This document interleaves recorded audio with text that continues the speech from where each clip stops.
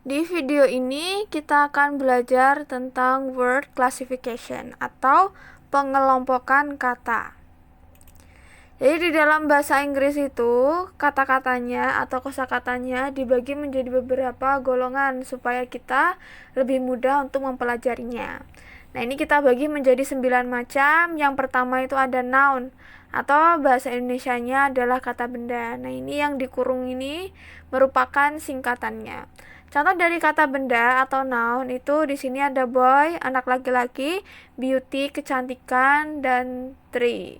Dan juga masih banyak yang lainnya. Jadi kata benda itu ada kata benda yang konkret yang bisa kita lihat dan bisa kita sentuh, bisa kita rasakan seperti boy ini sama tree, kita bisa menyentuh pohon, kita bisa melihat dengan jelas.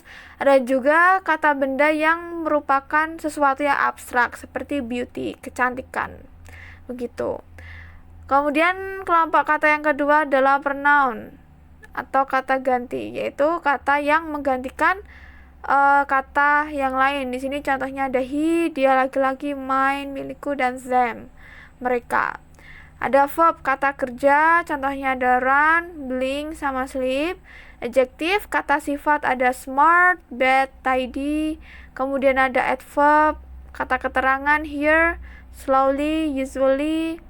Ada conjunction, kata sambung digunakan untuk menyambung. Ada and, ada while, since. Preposition, kata depan, behind, next, in. Determiner atau kata penentu, contohnya my, the, that. Kemudian yang terakhir adalah exclamation atau kata seru, contohnya adalah attention, alright, sama bye.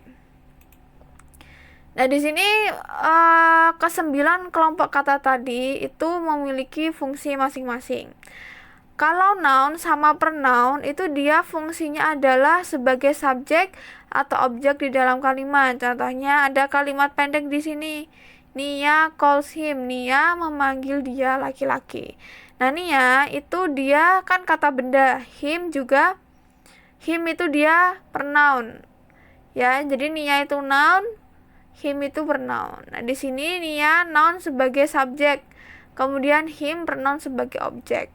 Bisa juga dibalik, he calls Nia. He ini dia pronoun, dia berdiri sebagai subjek, dan Nia itu noun berdiri sebagai objek di dalam kalimat. Kemudian verb itu di kalimat dia berfungsi sebagai verb kata kerja, predikat gitu. Contohnya ini Nia calls him. Nah, ini kan calls itu predikat, bahasa Inggrisnya verb gitu. Kemudian ada adjektif dan adverb, dia digunakan untuk menambah makna pada kata lain. Jadi penambah makna ya. Contohnya di sini ada kelompok kata smart student, murid yang pandai. Student yang bagaimana? Oh, yang smart gitu. Menambahkan makna. Run quickly, berlari dengan cepat.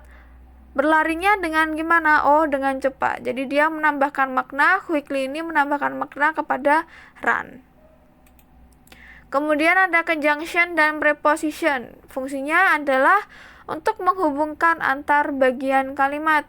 Contohnya di sini ada kata and. You and me are brothers. And di sini menghubungkan antara kata you dan me. Di sini I study in the room, ada preposition in.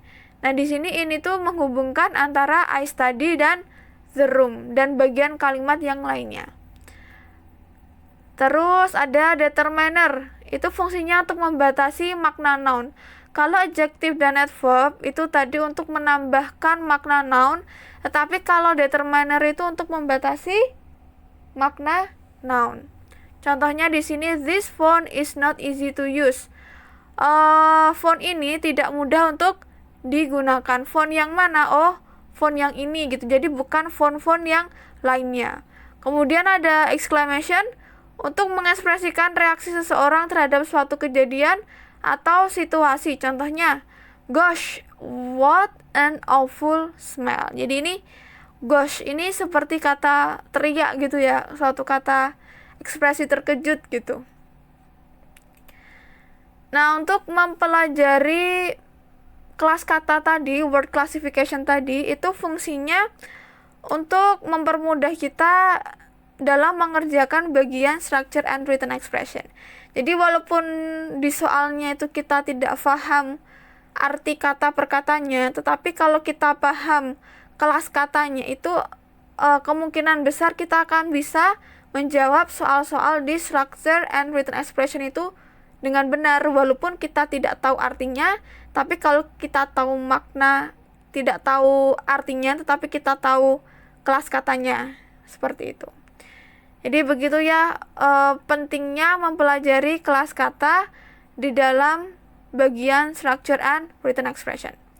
Nah, ini ada satu cara yang cukup efektif untuk mempelajari kelas kata. Jadi dengan mengenali word endings atau akhiran sebuah kata, itu kita bisa menebak, oh ini tuh kelas katanya ini loh, ini tuh kelas katanya adjective loh, ini tuh kelas katanya adverb loh, gitu. Nah, ini di slide ini ada sekelompok akhiran kata yang menandakan bahwa kata ini tuh merupakan noun, khususnya untuk yang thing ya. Jadi noun itu dibagi menjadi dua. Ada noun yang artinya tuh memang benda, sebuah kata benda. Ada juga noun yang dia tuh merujuk kepada manusia, gitu ya. Jadi ini tinggal dihafalkan saja, dikenali akhiran katanya. Kemudian ini juga ada contoh-contoh penerapan di dalam katanya. Ada socialism, ada excellence, sickness, information, government, beauty, marriage, dan friendship. Kemudian ini ada kata benda yang merujuk kepada orang. Akhirannya ada er, or, is, sama shen.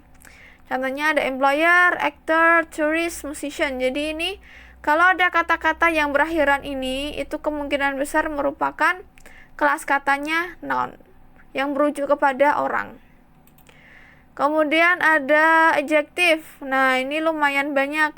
Kalau ada kata dengan akhiran ini, berarti dia itu kelas katanya adjective. Ada verb.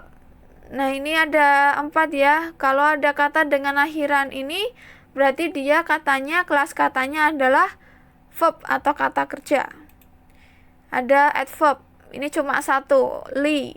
Contohnya really. Nah, ini kalau ada li, biasanya itu merupakan kelas katanya adverb atau kata keterangan.